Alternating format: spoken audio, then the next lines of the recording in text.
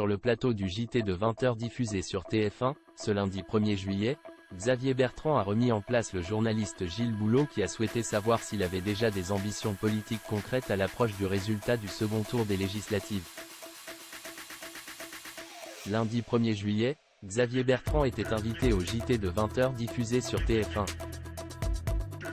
Face à Gilles Boulot, le président du Conseil régional des Hauts-de-France s'est quelque peu froissé après avoir été questionné sur ses ambitions politiques. Alors que la dissolution de l'Assemblée nationale décidée par Emmanuel Macron a permis au RN de gagner encore plus d'électeurs que lors des européennes au premier tour des législatives. Affirmant d'abord haut et fort que le président de la République est responsable de la montée de l'extrême droite en France, 5 jours avant le second tour des élections. Xavier Bertrand a appelé à la mise en place d'un éventuel gouvernement provisoire qui a déjà existé par le passé. L'objectif serait donc, selon lui, d'éviter de voir le parti de Jordan Bardella ou encore le Nouveau Front Populaire prendre d'assaut l'Assemblée nationale, en plongeant le pays dans une potentielle incapacité à gouverner avec l'équipe du président. Il a ainsi assuré que seuls les candidats républicains et les indépendants peuvent changer la donne.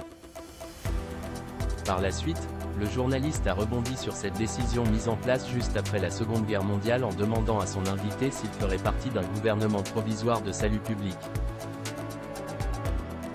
Le pari fou du président. Ni une ni deux, l'homme politique de 59 ans a rembarré son interlocuteur. Vous pensez que je suis venu ici pour vous déposer un CV parce que je serai à la recherche d'un emploi? Un brin agacé par la question qui lui a été posée par Gilles Boulot, Xavier Bertrand a répliqué « Vous l'avez dit vous-même, tout à l'heure. On est à un moment historique.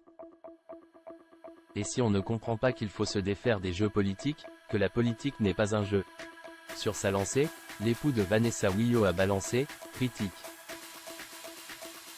Et c'est d'ailleurs ce que je reproche à M. Macron, qui a parié avec cette dissolution. On ne parie pas sur le peuple, on ne joue pas le pays un peu à la roulette russe, on ne joue pas à ça. Chacun devra prendre ses responsabilités.